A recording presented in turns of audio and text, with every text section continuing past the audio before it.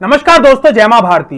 अगर मैं आपसे कहूं कि 8वीं सदी के भारत में एक राजा था, सिंध का ये आखिरी हिंदू राजा था जिसने बड़ी वीरता से लड़ते हुए 3 बार मोहम्मद बिन कासिम को युद्ध में हराया था और भारत में प्रवेश करने से रोके रखा था। और इसके बाद में यदि आपसे कहूं कि इतने वीर और महान भारत के एक राजा को भारत के इतिहास से गायब कर दिया गया, स्कूल की किताबों में बिल्कुल भी नहीं पढ़ाया जाता, तो आपके मन में एक नेचुरल सा सवाल उठेगा, एक प्रश्न उठेगा कि कौन था ये राजा और क्यों इसके बारे में हमको नहीं पढ़ाया जाता। दोस्तों, मैं बात कर रहा हूं 8वीं सदी के सिंध के महान राजा दाहिर की। और आज के वीडियो में जानने की कोशिश करेंगे कि राजा दाहिर कौन थे और क्यों इनको हमारी इतिहास की किताबों से, स्कूल की इतिहास की किताबों से गायब कर दिया गया। सिंध के आखिरी हिंदू राजा कहे जाने वाले राजा दाहिर का जन्म 663 एडी में अरोर के छछ के यहाँ हुआ, जो कि सिंध के पुष्करना ब्राह्मण घराने से आते थे। आज के अफगानिस्तान, बलूचिस्तान, पाकिस्तान, पंजाब और ईरान के कई हिस्सों पर इस घराने ने कई सदियों तक राज किया। 8वीं सदी के प्रारंभ से ही मोहम्मद बिन कासिम ने सिंध के ऊपर अपनी आंखें गड़ा रखी थी, क्योंकि उसको पता था कि भारत का रास्ता सिंध से होकर ही जाता है। भारत में प्रवेश पाने के लिए उसको सिंध में राजा दाहिर को हराना बहुत ज्यादा आवश्यक था। 3 बार राजा दाहिर से हारने के बाद मोहम्मद बिन कासिम ने स्थानीय कबीलों जैसे कि जाट, मेड़, भुट्टो और नेहूर, बाजरा, काका कोलक और सिविस्तान के बौद्ध राजाओं से समर्थन लेना शुरू कर दिया और इनके समर्थन से एक बहुत ही बड़ी और ताकतवर फौज तैयार कर ली। इतने मजबूत समर्थन के साथ आखिरकार कासिम ने राजा दाहिर को हरा दिया और उमैयद खलीफा के लिए पूर्वी क्षेत्रों पर कब्जा कर लिया। 712 एडी में कासिम और राजा दाहिर के बीच अरोर में भीषण युद्ध हुआ और आखिरकार राजा दाहिर वीर गति को प्राप्त हुए। उनको मारने के बाद मोहम्मद बिन कासिम ने उनका सिर काटा और हज्जाज बिन यूसुफ को तोहफे के तौर पर भेज दिया। दोस्तों, राजा दाहिर ने अरोर के युद्ध में जाने से पहले एक बात कही थी, कुछ शब्द कहे थे। मैं ये शब्द आपको एज इट इज बता रहा हूं, विकिपीडिया पर भी दिए हुए हैं, आप वहां भी पढ़ सकते हैं। राजा दाहिर ने कहा था, मैं खुली लड़ाई में अरबों से लड़ने जा रहा हूं और अपने पूरे सामर्थ्य के साथ लड़ूंगा। अगर मैं उन्हें कुचल देता हूं तो मेरे साम्राज्य की नींव और मजबूत हो जाएगी, लेकिन अगर मुझे सम्मान के साथ वीर गति प्राप्त हुई तो यह युद्ध भारत और अरब की किताबों में लिखा जाएगा। इसके बारे में महान से महान लोग बात करेंगे, दुनिया के अन्य राजा इसके बारे में बात करेंगे और कहा जाएगा कि सिंध के राजा दाहिर ने अपने देश के लिए दुश्मन से लड़ते हुए अपनी अनमोल जिंदगी का बलिदान दे दिया। दोस्तों, जब भी मैं राजा दाहिर द्वारा कहे गए ये शब्द पढ़ता हूं तो मेरा गला भर आता है और खून खौल उठता है। एक ऐसा राजा जिसने इस देश के लिए हंसते हंसते अपने आप को और अपने परिवार को बलि पर चढ़ा दिया, उसके बारे में इस देश की इतिहास की किताबों में पढ़ाया ही नहीं जाता।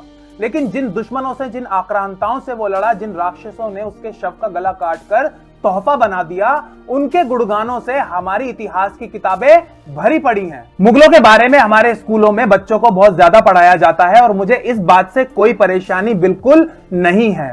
वो भारत के इतिहास का एक हिस्सा थे और इस हवाले से उनके बारे में पढ़ाया जाना चाहिए। लेकिन मुझे परेशानी इस बात से है कि राजा दाहिर, जो कि भारत के इतिहास का एक इतना महत्वपूर्ण हिस्सा है, उनको इतिहास से बिल्कुल गायब कर दिया गया। उनके बारे में बिल्कुल भी पढ़ाया नहीं जाता। उनका नाम बिल्कुल कंट्रोल और डिलीट कर दिया गया। एक राजा जिसने सोचा कि उसकी वीरता और बलिदान को उसका ये देश याद रखेगा, उसको हमने कितना बड़ा धोखा दिया।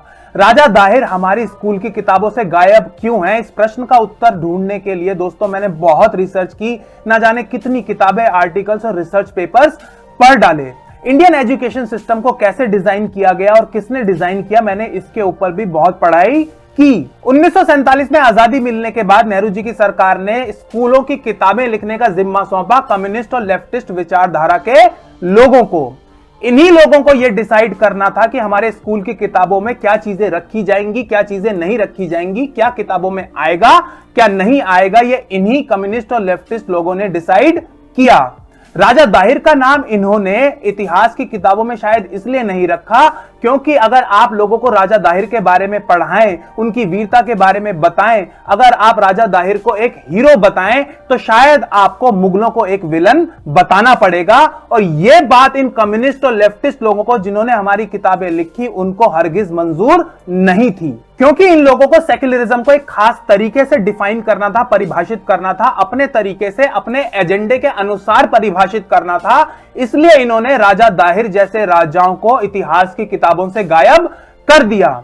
जहां एक तरफ मुगल शासकों जैसे कि अकबर के गुणगान से इतिहास की किताबें, स्कूली किताबें भर दी गईं, वहीं राजा दाहिर जैसे वीर और इतिहास के इतने महत्वपूर्ण व्यक्तित्व को किताबों से गायब कर दिया गया। अभी भी देर नहीं हुई है और मेरी इस देश की सरकार से हाथ जोड़कर प्रार्थना है कि राजा दाहिर जैसे भारत के इतिहास के गौरवशाली राजाओं को स्कूल की किताबों में जगह दी जाए। मैं इतिहास बदलने के लिए नहीं बल्कि ठीक करने के लिए कह रहा हूं। मैं किताबों से किसी का नाम हटाने के लिए नहीं बल्कि एक ऐसे राजा का नाम डालने के लिए कह रहा हूं जिसने इस देश की रक्षा के लिए अपनी जान दे दी। उसके साथ साथ उसके परिवार ने भी इस देश के लिए कितनी बड़ी कीमत चुकाई। ऐसे राजा के लिए कम से कम हम इतना तो कर ही सकते हैं। उसकी जो अंतिम इच्छा थी कि देश का इतिहास उसको याद रखेगा, उसका नाम इतिहास की किताबों में आएगा, वो अंतिम इच्छा तो कम से कम हम पूरी कर ही सकते हैं और हमें करनी चाहिए। अगर आपको वीडियो पसंद आया है तो इसे लाइक कीजिए, शेयर कीजिए, चैनल को सब्सक्राइब कीजिए और हां, बेल आइकन जरूर दबाइए। जल्दी मिलेंगे एक और वीडियो के साथ। जय मां भारती, जय हिंद।